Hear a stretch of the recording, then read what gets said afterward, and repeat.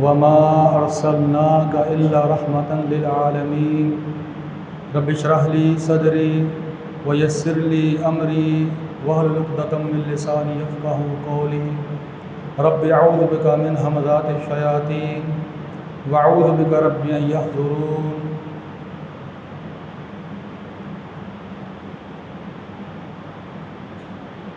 ہر قسم کی بڑائی اور تعریفات کا مستحق اللہ رب العزت کی ذات ہے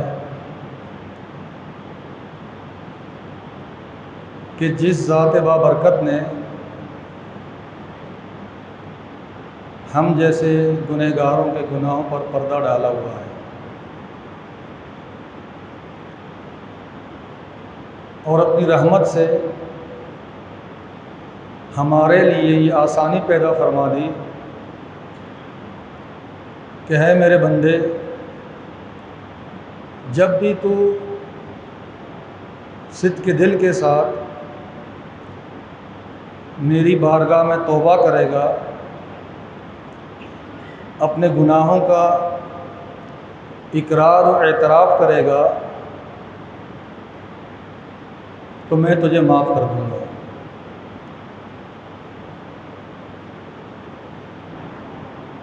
ہمارا عقیدہ تو یہ ہے کہ اللہ رب العزت گناہوں کو معاف کرنا تو کجا، وہ تو اس بات پر بھی قادر ہے کہ گناہوں کو نیکیوں میں بدل دے۔ اللہ رب العزت کی جتنی بھی صفات ہیں وہ تمام کے تمام مکمل ہیں، اتم ہیں، ان میں کسی بھی قسم کا کوئی نقص، کوئی عیب، کوئی کمزوری ذرہ برابر بھی نہیں ہے۔ اللہ رب العزت ستیر ہے، یہ اللہ کی ایک صفت ہے۔ ستیر کا معنی ستر سے ہے، عیبوں کو چھپانے والا نہیں، بہت زیادہ عیبوں کو چھپانے والا۔ سفیان بن عیینہ رحمۃ اللہ علیہ فرماتے ہیں کہ لولا ستر اللہ ما جالسنا احد، اگر اللہ رب العزت کا پردہ نہ ہوتا ہمارے عیبوں پر تو کوئی ایک بھی ہمارے ساتھ بیٹھنا گوارا نہ کرتا۔ اللہ ستیر ہے، بندہ خود کو جھانک کر دیکھ لے، اپنی کمزوریاں دیکھ لے، جو وہ اظہار کرتا ہے اندر سے وہ کتنا کھوکھلا اور کتنا کمزور ہے۔ تو یہ جو اس کی اندر کی کمزوری ہے، اس کے عیوب ہیں، یہ کس نے چھپائے ہوئے ہیں؟ ستیر نے، جو اللہ رب العزت کی ذات ہے۔ اور سلف صالحین اللہ رب العزت کے اس احسان پر اس کا شکر بجا لاتے تھے۔ امام احمد بن حنبل رحمۃ اللہ علیہ ایک دفعہ بازار گئے، اچھا سادے لوگ تھے، کوئی تکلف نہیں تھا ان میں، کسی بھی قسم کا کوئی تکلف نہیں تھا ان میں، نہ گفتار میں، نہ لباس میں، نہ اٹھک بیٹھک میں، کچھ بھی نہیں۔ لکڑیاں لی، گٹا لیا، کندھوں پر رکھا اور چل پڑے راستے میں۔ لوگوں کو پتہ چلا کہ یہ کیا ہوا، امام احمد بن حنبل رحمۃ اللہ علیہ یہ اس حالت میں جا رہے ہیں، تو دکانداروں نے دکانیں چھوڑ دی، راہ چلتے ہوئے لوگ رک گئے، ہر ایک ان کے سامنے آیا کہ یہ ہمیں دے، ہم اٹھاتے ہیں۔ امام احمد بن حنبل رحمۃ اللہ علیہ نے کیا فرمایا؟ نحن قوم مسکین، او بھائی ہم تو مسکین لوگ ہیں، لولا ستر اللہ لکفانا، اگر اللہ ہمارے عیبوں کو نہ چھپاتا ہم تو ذلیل و رسوا ہوتے۔ یعنی اہتمام کرتے تھے، جو اللہ کی صفات ہیں ان میں غور و فکر کرتے تھے، اور پھر اس پر وہ اللہ کا شکر بجا لاتے تھے، تو اللہ تعالیٰ نے کس طرح ان کی مدد فرمائی کہ وہ خود تو اس دنیا میں نہیں رہے، مگر ان کی اچھائیاں، ان کی بھلائیاں یہ زندہ ہے، یہ ختم نہیں ہو سکتی۔ ابھی میں آ رہا تھا تو ایک ہمارا طالب علم ہے، اس نے دکان کھولی، تو اس کو نصیحت کی کہ دیکھو بیٹا، بےایمانی نہیں کرنی، ایمانداری کرنی ہے، اور ایک بات یاد رکھو کہ ایمانداری، سچائی، نیکی، بھلائی، یہ اس کا اثر اللہ کی مرضی، چاہے تو فوراً دے دے، چاہے بعد میں دے دے، لیکن اس کے اچھے اثرات وہ کبھی ختم نہیں ہوتے۔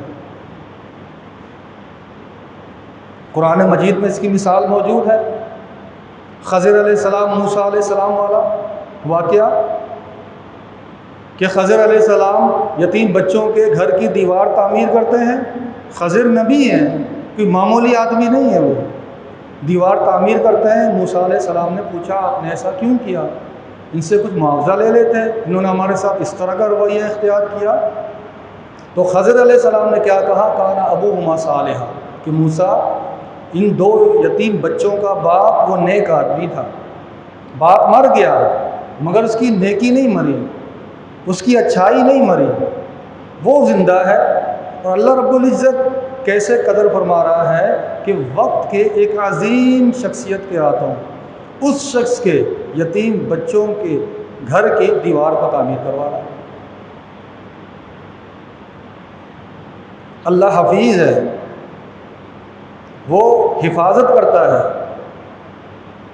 ہم دیکھیں نا اپنے ارد گرد، آپ روڈ کو دیکھ لیں کہ ٹریفک کو دیکھ لیں کہ اگر اللہ حفاظت نہ کرے تو سارا سسٹم دھرم برم ہو جائے، لوگ ایک دوسرے کو مار دیں۔ اللہ حفیظ ہے، جان کی بھی حفاظت کرتا ہے، بندے کی عزت کی بھی حفاظت کرتا ہے۔ صحیح بخاری میں ایک روایت ہے، بنی اسرائیل کے واقعات رسول اللہ صلی اللہ علیہ وسلم بیان فرماتے تھے صحابہ کو نصیحت کرنے کے لیے، سمجھانے کے لیے۔ اس کا خلاصہ یہ ہے کہ دو شخص تھے، ایک بندے نے دوسرے کو کہا، اس کو کچھ رقم چاہیے تھی، کہا بھائی مجھے ادھار رقم دے دو 1000 دینار۔ تو سامنے والے کا اچھا ٹھیک ہے بھائی، اب 1000 دینار مانگ رہے ہو تو گواہ پیش کرو۔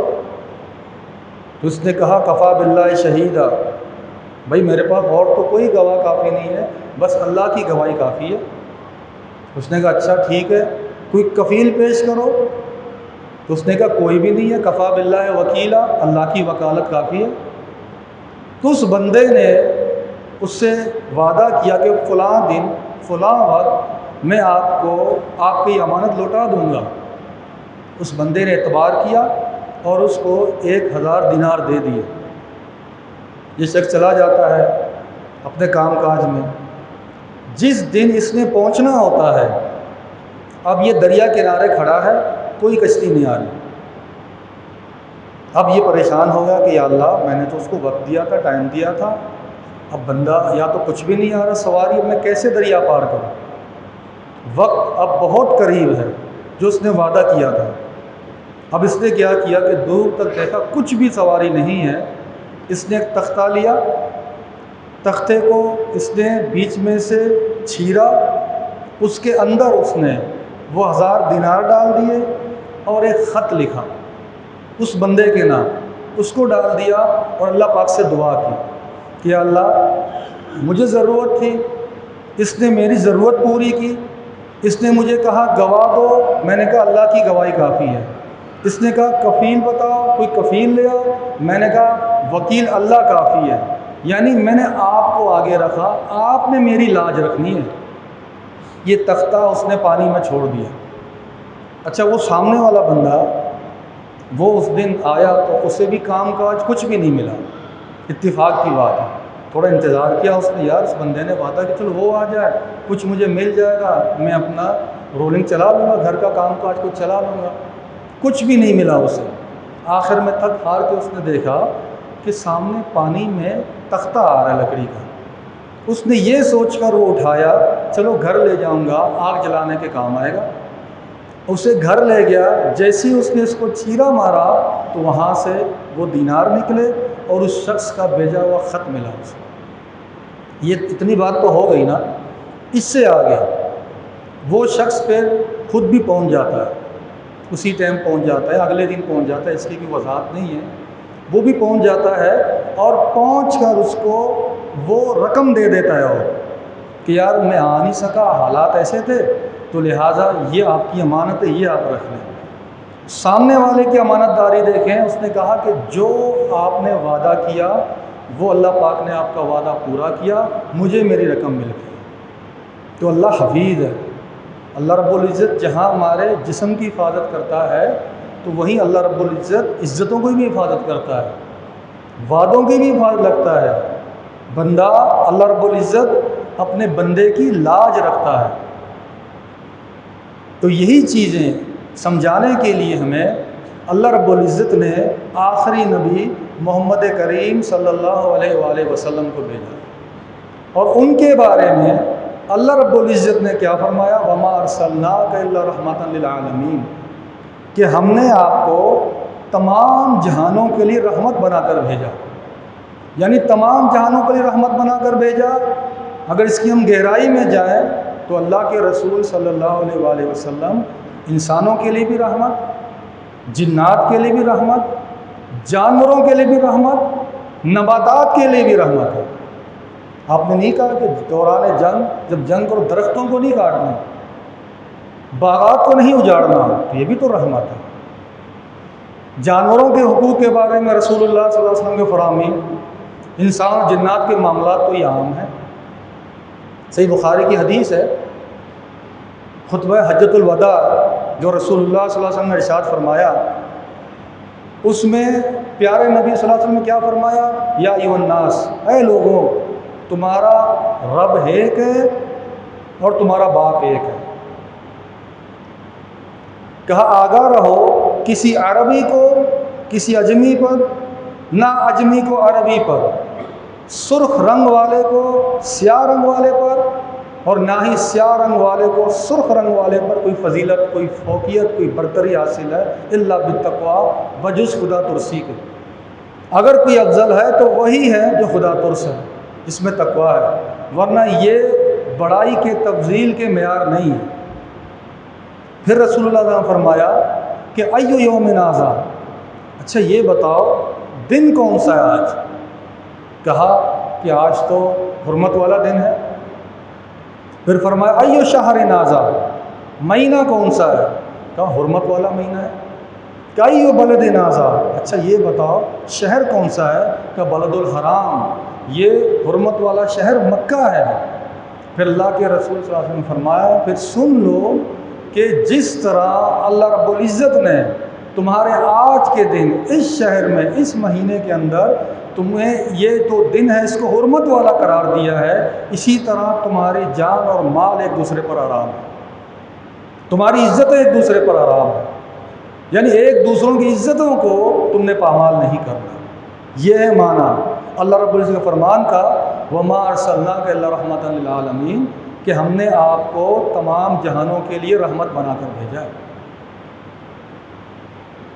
حدیث شفاعت ہے صحیح بخاری مسلم میں، اس میں یہ ہے نا کہ جب قیامت قائم ہوگی تو تمام لوگ پریشان ہوں گے اور سب آپس میں طے کریں گے کہ ہم کسی کے پاس جائیں اور ان کو کہیں کہ آپ اللہ رب العزت کے پاس جا کر سفارش کریں کہ حساب و کتاب اللہ شروع کرے۔ تو سب آدم علیہ السلام کے پاس جاتے ہیں کہ آدم تو ہمارا باپ ہے، اللہ رب العزت نے تجھے اپنے ہاتھوں سے بنایا ہے۔ دیکھیں دوستوں، 5، 10، 15، 20 آدمی، معتبر آدمی، وہ اگر کسی کے پاس جائیں اور اس کو مکمل پروٹوکول دیں، مکمل اس کو اعتماد دیں اور آگے کہیں بھی کہ آپ تو ایسی شخصیت ہیں، مجھے بتائیں کیا اس بندے کو حوصلہ ملے گا یا نہیں ملے گا؟ وہ ان کے کام کے لیے کوشش کرے گا یا نہیں کرے گا؟ یقینی بات ہے، انسانی فطرت ہے، اس کو حوصلہ ملے گا، وہ آگے کرے گا۔ تمام انسانیت آدم علیہ السلام کے پاس گئے اور ان کو جا کے انہوں نے کیا کہنا ہے کہ آپ ہمارے باپ ہیں. ایک تو یہ، دوسرا آپ کا اعزاز یہ ہے کہ اللہ رب العزت نے آپ کو اپنے ہاتھوں سے بنایا ہے، آپ ایسے معزز ہستی ہیں. آپ بس ایک کام کریں ہمارا، کیا کہ اللہ کیا سفارش کریں کہ اللہ رب العزت حساب و کتاب شروع کریں. یعنی یہ جو ہماری حالت ہے یہ قابل برداشت نہیں ہے. یعنی ایک بندے کو جب درد ہو، دانت کا درد ہو، تو جب قابل برداشت نہیں ہوتا ڈاکٹر کے پاس جا کے کیا کرتا ہے، یار دانت ہی نکال دو، بس اس درد سے مجھے آرام مل جائے، آپریشن ہی کر لو، بس اس درد سے میری جان چھوٹ جائے. تو مانا یار جنت جہنم کا فیصلہ ہو جائے، بس حساب و کتاب شروع کر دیں. شروع میں یہ مرحلہ ایسا سنگین ہوگا. آدم علیہ السلام نے نہیں، معذرت کریں گے، اپنی غلطی بتائیں گے اور کیا کہیں، ان ربنا قد غضب اليوم غضبا لم یغضب مثلہ قبل ولن یغضب مثلہ بعد، کہ ہمارا رب آج اس قدر غصے میں ہے کہ آج سے پہلے اسے اتنا غصہ نہیں آیا اور آج کے بعد اسے اتنا غصہ نہیں آئے گا. نفسی نفسی یا اللہ مجھے بچا مجھے بچا. الغرض تمام انبیاء کے پاس جائیں گے جن جن کا حدیث میں ذکر ہے، موسیٰ علیہ السلام کے پاس، ابراہیم علیہ السلام کے پاس، عیسیٰ علیہ السلام کے پاس، پھر آخر میں اللہ کے رسول صلی اللہ علیہ وسلم کے پاس آئیں گے. تو رسول اللہ صلی اللہ علیہ وسلم اللہ رب العزت کو سجدہ کریں گے جب تک اللہ چاہے گا. پیارے نبی محمد کریم صلی اللہ علیہ وسلم اللہ رب العزت کو سجدہ کریں گے. اس کے بعد اللہ سبحانہ و تعالیٰ کہیں یا محمد ارفع راسک کل یسمع لک سل توتا وشفع تشفع، اے محمد صلی اللہ علیہ وسلم سر اٹھائیں، کہیں آپ کی بات سنی جائے گی، مانگیں آپ کو دیا جائے گا، سفارش کریں آپ کی سفارش قبول کی جائے گی. تو اللہ کے رسول صلی اللہ علیہ وسلم سب سے پہلے کیا سفارش کریں گے، یا اللہ حساب و کتاب کو شروع کریں. اس کو کہتے ہیں شفاعت کبریٰ، جو صرف رسول اللہ صلی اللہ علیہ وسلم کے ساتھ خاص ہے. اس کے بعد بھی شفاعت صغریٰ، جس میں دیگر انبیاء بھی سفارش کریں گے، فرشتے بھی سفارش کریں گے، شہید بھی سفارش کریں گے، صالحین بھی سفارش کریں گے، نیک لوگ بھی سفارش کریں گے. اس کو کہتے ہیں شفاعت صغریٰ. تو شفاعت کبریٰ ہوگی، حساب و کتاب ہو گیا. جنہوں نے پہلے زمرے میں جنت میں جانا ہے وہ جنت میں چلے جائیں گے. اللہ تعالی ہمیں، ہمارا اہل عیال کو، والدین کو انہی لوگوں میں سے فرمائے. اور جو اپنے کبیرہ گناہوں کی وجہ سے ان کو سزائیں دی جائیں گی وہ جہنم میں جائیں گے. اب ہو گئے جہنم میں، تو رسول اللہ صلی اللہ علیہ وسلم پھر دوبارہ سجدہ کریں گے جب تک اللہ چاہے گا. اللہ رب العزت کی تعریفات بیان کریں گے. پھر اللہ پاک فرمائے گا ٹھیک ہے سر اٹھائیں. وہی جملے اللہ رب العزت دہرائے گا. تو رسول اللہ صلی اللہ علیہ وسلم فرمائیں گے اللہم امتی امتی، یا اللہ میری امت، یعنی وہ لوگ جو جہنم میں ہیں ان کو نکال لیں. ایک حد اللہ پاک مقرر فرمائے گا، ان کو جہنم سے نکال دیا جائے گا. یہ ہو گئے دو. تیسری دفعہ اللہ کے رسول صلی اللہ علیہ وسلم پھر سجدہ کریں گے کہ ابھی بھی لوگ جہنم میں ہیں. پھر اللہ پاک سے سفارش کریں گے. اللہ رب العزت پھر ایک حد مقرر فرمائے گا، اس میں سے لوگوں کو نکالا جائے گا، اب بھی لوگ جہنم میں ہیں. چوتھی دفعہ پھر اللہ کے رسول صلی اللہ علیہ وسلم سجدہ کریں گے، پھر سر اٹھائیں گے. چوتھی دفعہ جب رسول اللہ صلی اللہ علیہ وسلم سجدہ کریں گے، سر اٹھائیں گے، تو اب کے کیا کہیں گے، یا رب اذن لی فی من قال لا الہ الا اللہ، کہ اللہ اب کے ان لوگوں کے حق میں میری سفارش قبول فرمائیں جنہوں نے دنیا میں صرف لا الہ الا اللہ کا اقرار کیا ہوا ہوگا. یعنی جن کے پاس صرف ایمان ہے اور ایمان کے علاوہ کچھ بھی نہیں ہے ان کے پاس. یہی معنی ہے نا اس کا، اور کیا ہے کہ اذن لی فی من قال لا الہ الا اللہ، کہ ان لوگوں کے حق میں اب میری سفارش قبول فرمائیں جنہوں نے صرف لا الہ الا اللہ کا اقرار کیا ہوا ہوگا. کہ اب پہلے جن کی سفارش کی تھی انہوں نے لا الہ الا اللہ کا اقرار نہیں کیا تھا نا. تو اس سے یہ پتہ چلا صرف ایمان کے علاوہ ان کے پاس اور کچھ بھی نہیں، جو ہے وہ صرف اور صرف وہ ایمان ہے. تو اللہ رب العزت، میں نے کہا ان کی صفات، ان میں کوئی نقص اور کوئی عیب نہیں ہے. اللہ رحمان ہے، اللہ رحیم ہے، اللہ غفور ہے. تو جب رسول اللہ صلی اللہ علیہ وسلم یہ بات ارشاد فرمائیں گے تو اللہ رب العزت پیارے نبی محمد کریم صلی اللہ علیہ وسلم کو جواب دے گا کہ عزتی و جلالی و کبریائی و عظمتی لاخرجن منہا من قال لا الہ الا اللہ. یعنی مجھے میری عزت، جلال، بزرگی اور بلند مقام کی قسم ہے، اس جہنم کی آگ سے ہر اس شخص کو نکالوں گا من قال لا الہ الا اللہ، جس نے دنیا میں صرف لا الہ الا اللہ کا اقرار کیا ہوا ہے۔ میرے دوستو، یہ شفاعت کیا کسی خاص مسلک کے لیے، یہ شفاعت کسی خاص فرقے کے لیے، کسی خاص جماعت کے لیے، یا ہر اس شخص کے لیے ہے جو اس بات کا اقرار کرتا ہے اشہد ان لا الہ الا اللہ و اشہد ان محمد عبدہ و رسولہ صلی اللہ علیہ وآلہ وسلم؟ یہ ان سب کے لیے یقینی بات ہے۔ اگر کسی کو علم سے شغف ہے، اگر کوئی عدل و انصاف کا دامن نہ چھوڑے تو وہ یہی اس نتیجے پر پہنچے گا کہ جی ہاں، یہ ہر اس شخص کے لیے ہے جو اس بات کی گواہی دیتا ہے کہ اللہ کے علاوہ کوئی بھی معبود برحق نہیں اور محمد صلی اللہ علیہ وسلم اللہ کے آخری رسول ہیں۔ لیکن پھر یہ شدت پسندی کیسی میرے دوستوں؟ پھر یہ بد اخلاقیاں کیسی ہیں؟ یعنی نبی تو امت کی خیر خواہی کر رہا ہے، نبی تو امت سے ہمدردی کر رہا ہے، مگر امت ایک دوسرے کے ساتھ خیر خواہی نہیں کر رہی، امت ایک دوسرے کی ہمدرد نہیں ہے۔ عبداللہ مبارک رحمۃ اللہ علیہ، ان سے کسی نے پوچھا کہ جناب تکبر کسے کہتے ہیں؟ عبداللہ مبارک فرمائے رحمۃ اللہ علیہ نے کہ لوگوں کو اپنے سے کمتر جاننا، یہ تکبر ہے۔ کہ اچھا خود پسندی کسے کہتے ہیں؟ کہ خود پسندی یہ ہے کہ انسان اپنے ذہن میں یہ بات بٹھا لے کہ جو اخلاص، جو تقویٰ کا معیار میرا ہے وہ کسی دوسرے کا نہیں ہے۔ یعنی نیک تو مجھ سے زیادہ کوئی نیک نہیں ہے اور مجھ سے زیادہ کوئی مخلص نہیں ہے۔ اتنی بات ہوگی نا، ٹھیک ہے، سمجھ آئی۔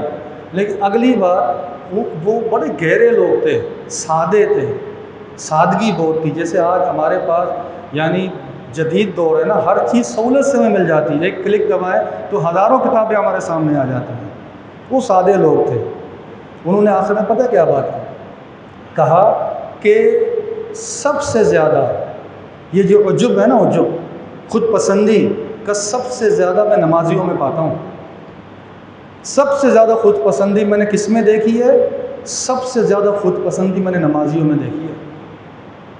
آپ اس بات کو نا، ابھی ممکن ہے کسی کو سمجھ آئے کسی کو نہ، لیکن انشاءاللہ نے چاہے اس کو غور کریں گے نا، جب معاشرے میں نظر ڈوریں گے سب سے پہلے اپنے آپ کو دیکھیں گے۔ یہ بڑا مسئلہ ہے، بندہ اپنے آپ کو نہیں دیکھتا، جب ایسی چیزیں ہوتی ہیں بندہ دوسروں کو دیکھتا ہے۔ ہم اپنے طلباء کو پڑھاتے ہیں، مثالیں دیتے ہیں۔ اب آخری ایک بات کہہ کے اپنی بات کو ختم کرتا ہوں۔ میں نے ایک دن کلاس میں بچے سبق سن رہا تھا، تو اگر یہ کوئی بات سمجھ نہیں آئے تو خدا را مجھ سے ملے ضرور، مل کے مجھے الگ سے بھی آپ پوچھ سکتے ہیں ہمیں یہ بات سمجھ نہیں آئے، آپ نے کیسے ایسی بات کی۔ تو چونکہ تربیت کرنی ہے، مختلف طریقے سے ہم کو سمجھاتے رہتے ہیں۔ سبق سن رہا تھا، تو سبق سنتے سنتے میں نے اس بچے کو، اچھا بیٹا یہ بتاؤ آپ گھر میں کون سی بولی بولتے ہو؟ اس نے کہا ساری فلاں بولی بولتا ہے۔ میں نے کہا اچھا یہ بتاؤ اس بولی کے نا کسی گلوکار کا نام بتاؤ۔ اچھا بچہ پریشان ہو گیا، یہ کیا ہوگا استاد گلوکار کا نام پوچھ رہا ہے، آئیں بائیں شائیں کرنے لگا۔ میں نے کہا یار اس میں کیا، جنرل نالج کا سوال ہے، مجھ سے پوچھے میں آپ کو بتاؤں گا، یہ کون سا ایسا مسئلہ ہے؟ پتہ ہے سب کو پتہ ہے، آپ بس مجھے نام بتاؤ۔ بہرحال ادھر ادھر سے ہو کے نا ایک نام سامنے آ گیا۔ اچھا ٹھیک ہے، اب اگلی بات، تو گلوکار ہے تو گندا ہے نا؟ اس نے کہا جی ہاں گندا ہے، گلوکار ہے گندا ہے۔ میں نے کہا اچھا ٹھیک، اب رکو، اگلی جو بات سمجھانی تھی یہ ہے کہ دیکھو بیٹا، گلوکاری اس کی زندگی کا ایک حصہ ہے، اس کی زندگی کا ایک پہلو ہے، ٹھیک ہے وہ غلط ہے، لیکن اس کی زندگی کے اور بھی تو پہلو ہیں، ان پہ آپ نے غور کیوں نہیں کیا؟ وہ جھوٹ نہیں بولتا، میں جھوٹ بولتا ہوں، وہ خیانت نہیں کرتا، میں خیانت کرتا ہوں، وہ صلہ رحمی کرتا ہے، رشتے ناطے جوڑتا ہے، میں رشتے ناطے نہیں جوڑتا، قطع رحمی کرتا ہوں۔ ایمانداری سے بتاؤ کیا ان چیزوں میں وہ مجھ سے اچھا ہے، مجھ سے اچھا نہیں ہے؟ کیا ایمانداری یہ دین نہیں ہے؟ صلہ رحمی یہ دین نہیں ہے؟ اچھے اخلاق یہ دین نہیں ہے؟ صرف ایک چیز کو لے کر، ایک پہلو کو لے کے پورے بندے پر کراس لگانا، یہ کوئی انصاف کی بات نہیں ہے۔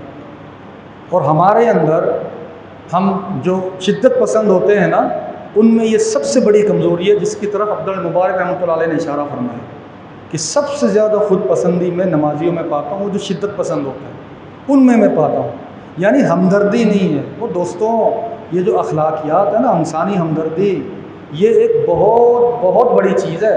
ایک بندہ نماز فرض ہے، 5 ٹائم کی پڑھے، تہجد پڑھے، یار وہ اپنے لیے پڑھ رہا ہے، دوسروں کے لیے پڑھ رہا ہے، بس اتنی سی بات ہے نا، اپنے لیے پڑھا، فرض ہے اس پر۔ لیکن جو انسانی ہمدردی، جو اخلاقیات ہیں، یہ تو بہت زیادہ مطلوب ہیں، وہ تو فرض ہے، تو ہر صورت میں اس نے ادا کرنا ہے۔ یہ بہت ضروری چیز ہے میرے دوستوں، اس میں تھوڑا سا نا دل کی مجھے اور لوگوں کو واش کرنی چاہیے، اپنی اصلاح کرنی چاہیے۔ کینہ، بغض، حسد، یہ کیا رکھا ہے ان میں؟